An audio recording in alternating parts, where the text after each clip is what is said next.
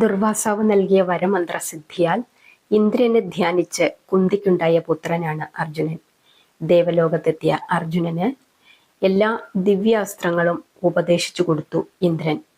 പാർത്ഥന്റെ സ്വർഗലോകത്തെ ദൗത്യം പൂർത്തിയായെന്ന് മനസ്സിലാക്കി പാർത്ഥനെ അരികിൽ വിളിച്ച് ഇന്ദ്രൻ പറഞ്ഞു, പുത്ര, നിന്റെ ഇവിടുത്തെ ദൗത്യം പൂർത്തിയായിരിക്കുന്നു. ഭൂമിയിലേക്ക് തിരികെ പോകുന്നതിന് മുമ്പായി നീ എനിക്ക് ഗുരുദക്ഷിണ തരണം. എന്തു വേണമെന്ന് അങ്ങ് തന്നെ പറഞ്ഞാലും. പാർത്ഥന്റെ വാക്കുകൾ കേട്ട ദേവേന്ദ്രൻ തുടർന്നു, എൻ്റെ ബദ്ധശത്രുക്കളായി നിവാത കവചർ എന്നൊരു കൂട്ടരുണ്ട്. 3 കോടിയോളം വരുന്നതാണ് അവരുടെ അംഗസംഖ്യ. നീ അവരെയെല്ലാം നശിപ്പിക്കണം. അതാണ് ഞാൻ നിന്നിൽ നിന്ന് പ്രതീക്ഷിക്കുന്ന ഗുരുദക്ഷിണ. അർജുനൻ നിവാത കവചരെ നിഗ്രഹിക്കുവാൻ മാതിലിയുടെ തേരിലേറി അവരുടെ കോട്ട ലക്ഷ്യമാക്കി പാഞ്ഞു.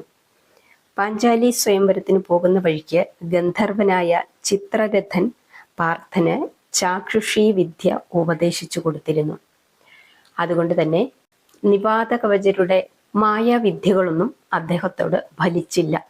അതുകൊണ്ട് തന്നെ 3 കോടിയോളം വരുന്ന നിവാത കവചരെ നിശേഷം വകവരുത്താൻ അർജുനന് അധിക സമയം വേണ്ടി വന്നില്ല.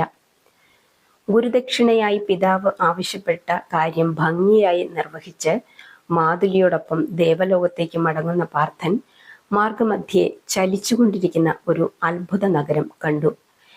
രത്നനിർമ്മിതമായ ആ അത്ഭുത നഗരം ഹിരണ്യപുരമായിരുന്നു. കാലക, പുലോമ എന്നീ 2 രാക്ഷസികൾ ബ്രഹ്മാവിനെ തപസ് ചെയ്ത് പ്രീതിപ്പെടുത്തി നേടിയതാണ് ആ അത്ഭുത നഗരം. അവരുടെ സന്തതി പരമ്പരകളാണ് അപ്പോൾ ആ നഗരത്തിൽ വസിച്ചിരുന്നത്. ദേവന്മാർക്കോ അസുരന്മാർക്കോ അവരെ കൊല്ലാൻ കഴിയുമായിരുന്നില്ല. ധർമ്മ സംരക്ഷണം നിർവഹിക്കാൻ നിശ്ചയിച്ച അർജുനൻ കാലകേയരെയും പൗലോമരെയും നിഗ്രഹിക്കാൻ തീരുമാനിച്ചുകൊണ്ട് മാതുലിയോട് രഥം ഹിരണ്യപുരത്തേക്ക് പായിക്കുവാൻ ആവശ്യപ്പെട്ടു. ഹിരണ്യപുരത്തെത്തിയ പാർത്ഥൻ ശരങ്ങൾ തുടരെ അയച്ച് ആ പുരത്തിന്റെ ചലനം ആദ്യമായി ഇല്ലാതാക്കി.